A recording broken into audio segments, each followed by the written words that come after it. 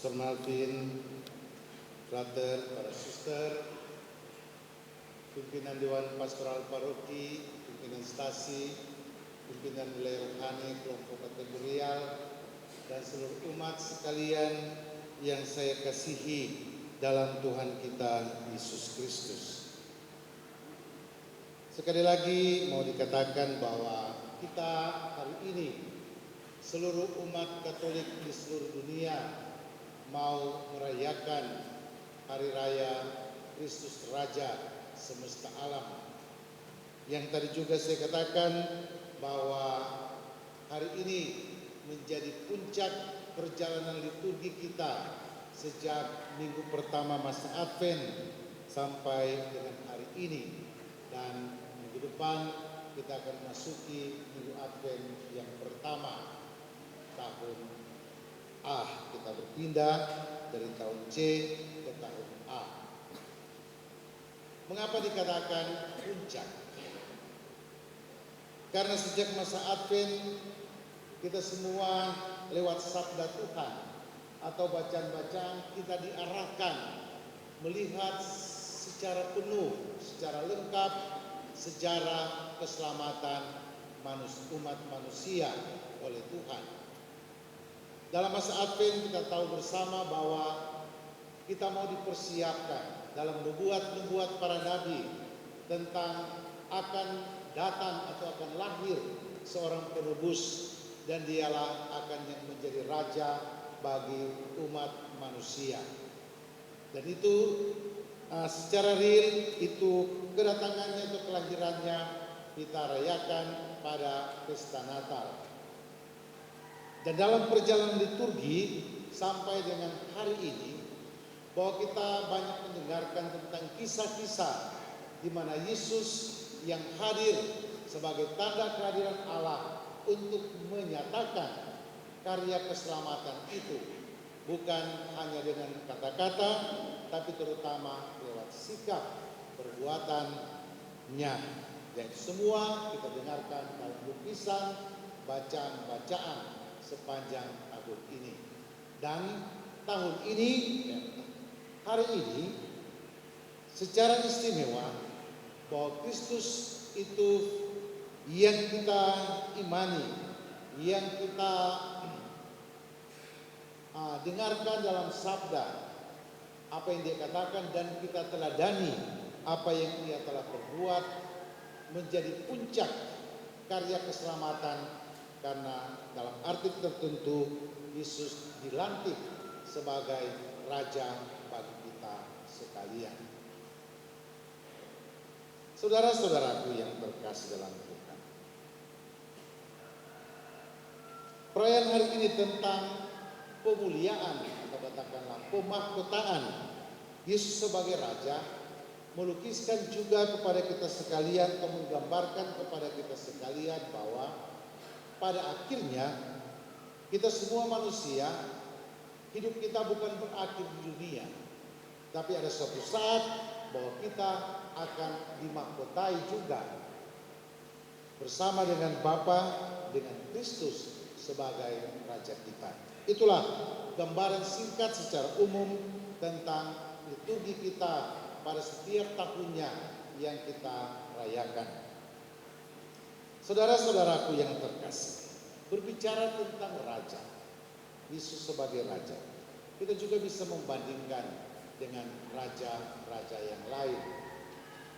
Kita di Sangihe ini terkenal dengan Raja Bataha Santiago.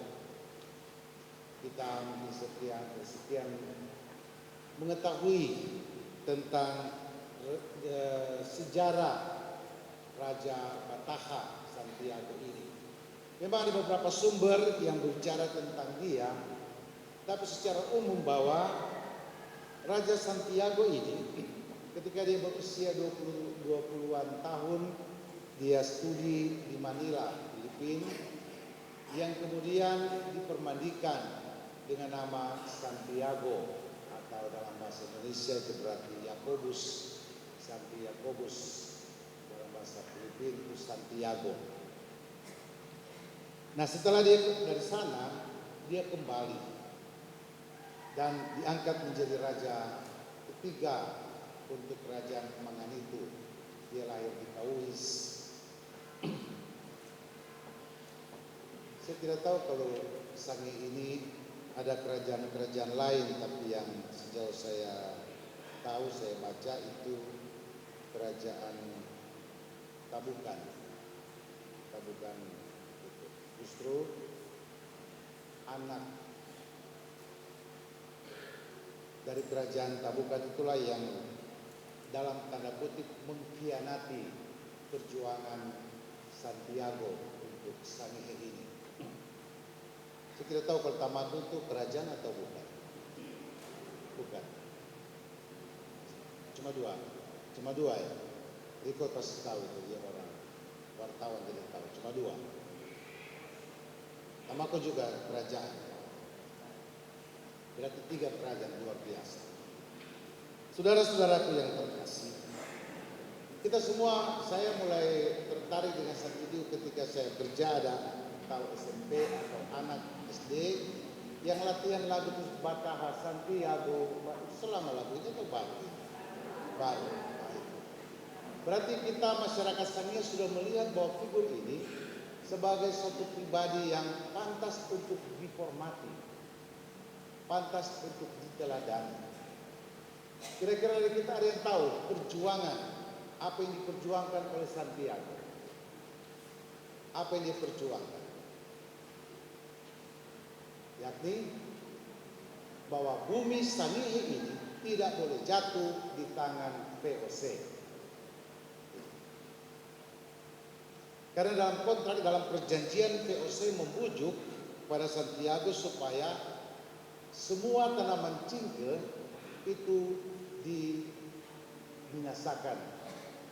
Dan kemudian segala sesuatu yang berbau kafir itu juga dihanguskan. Termasuk, karena pada waktu itu kita mesti katakan bahwa masa itu, jadi karena Portugis yang lebih dulu masuk, dan itu berarti Sangihe ini boleh dikatakan beriman kepada Kristus dengan cara agama Katolik pada umumnya.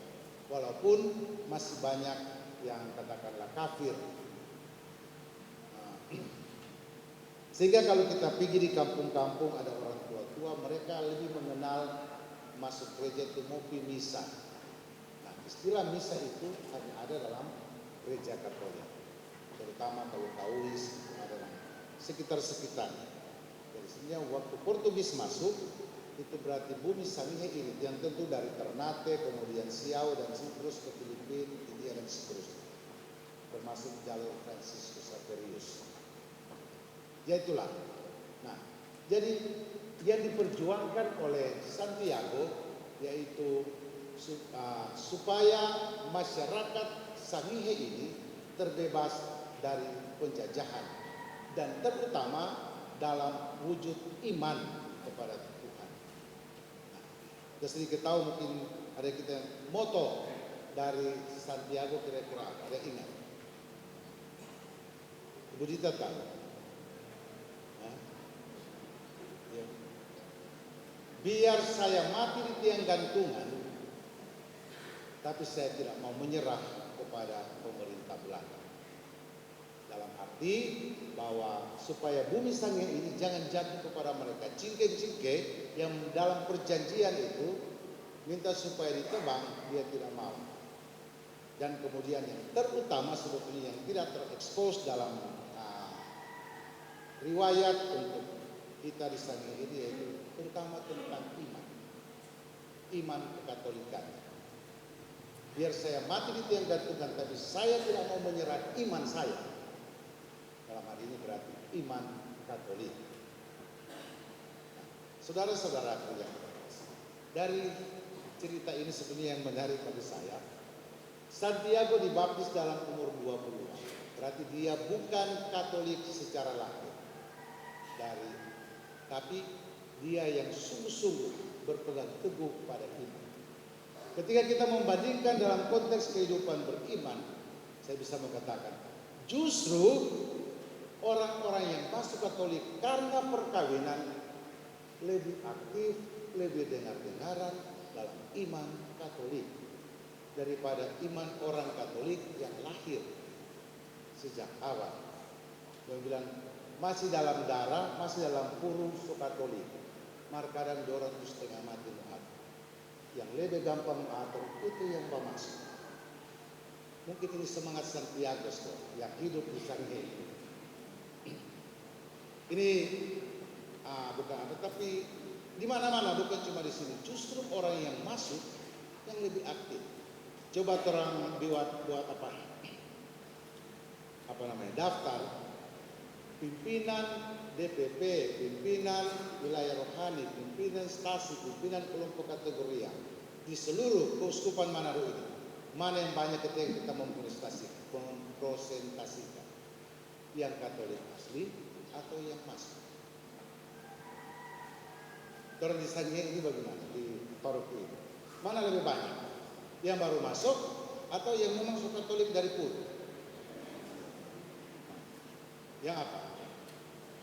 Yang baru masuk. Jujur saja ini, yang baru masuk. Karena rupanya semangat Santiago ini cukup meresap dalam diri orang-orang yang masuk seperti Santiago. Dia masuk sekali lagi di umur 20-an tahun. Dia dibaptis, bukan dari kecil. Ini katakanlah satu evaluasi sekaligus satu kritikan bagi kita umat yang Katolik yang sudah dari puru. Mengaku orang Katolik dari puru, sejak Katolik itu dari puru. Ketika mau kawin, justru yang mau masuk itu yang bisa kasih ajar bapak kami patut Katolik dari puru. Karena dia tidak hafal. Itu pengalaman saya. Ketika saya tanya, coba aku percaya malin tua, nah justru yang baru masuk dia menghafal sama saja. Jadi ini satu kritikan baik kita sekali. Saudara-saudaraku, dalam gereja tentu kalau kita melihat ketika ada katakanlah mukjizat-mukjizat khusus yang ada dalam diri Santiago, saya kira dia bisa menjadi pahlawan, menjadi martir dalam gereja Katolik. Dia mati karena iman. Dia tidak mau menyerahkan iman kekatolikannya kepada VOC, berarti yang diboncengi oleh Protestantisme. Dan itu karena dia kalah, dia mati lewat tiang gantungan dan dipenggal dan akhirnya VOC berkuasa sehingga Protestan itu masuk dan kemudian juga umat Katolik itu misalnya boleh katakan hampir hilang. Tapi pada akhirnya dia tumbuh dan berkembang kembali. Nah, saudara-saudaraku yang terkasih, hari ini dalam bacaan-bacaan kita telah mendengarkan juga satu pengakuan dari seorang penjahat. Yesus, jika engkau sudah berada di Firdaus, ingatlah akan datang. Dan Yesus bilang, hari ini juga engkau ada bersamaku di Firdaus. Satu pernyataan dari Yesus bahwa dia sungguh-sungguh sebagai Raja. Dia berkuasa untuk memberikan keputusan. Dia berkuasa untuk menempatkan seseorang pada katakanlah keselamatan atau tidak, berarti dia menjadi hakim yang adil. Nah, kiranya pengakuan kita juga ini, kiranya pengakuan salah seorang penjahat terhadap Kristus sebagai Raja, kiranya juga menjadi pengakuan kita bersama. Memang cukup singkat, satu pengakuan, satu proses dalam sampai pada pengakuan Kristus sebagai Raja dari salah seorang penjahat. Dan proses pengakuan itu hanya bisa terjadi lewat pertobatan. Mengubah dari penyangkalan menjadi pengakuan. Dan itu berarti juga bahwa kata-kata Yesus terhadap kita sekalian hari ini juga, bukan nanti tolong somati, hari ini juga engkau ada bersamaku di Firdaus. Kalau apa? Kalau kita hidup dalam proses pertobatan. Segala sesuatu penyangkalan, bukan hanya katakan, bukan berarti menyangkal Yesus, Tapi penyangkalan terhadap Yesus itu dapat terjadi lewat sikap hidup kita yang tidak membantu orang lain hidup dalam jalur keselamatan. Kita kadang menjadi penghalang-penghalang bagi orang yang mencari keselamatan itu. Kita diminta, diutus untuk menjadi, katakanlah, Santiago masa kini. Bukan hanya sebagai calon, belum pahlawan nasional dia toh, belum. Tapi calon pahlawan nasional. Tapi juga pahlawan gereja. Kita menjadi Santiago masa kini yang berusaha untuk menyelamatkan bumi Sangihe ini, tapi juga menyelamatkan warga Sangihe ini, dan terutama iman Katolik kita. Itulah perjuangan bersama kita. Maka pengakuan kita terhadap Kristus Raja, Kristus sebagai Raja, itu akan bermakna kalau kita sungguh-sungguh hidup sebagai orang Katolik yang baik. Semoga demikian. Amin. Kita bangkit berdiri dan kita nyatakan iman kepercayaan kita dengan melakukan credo.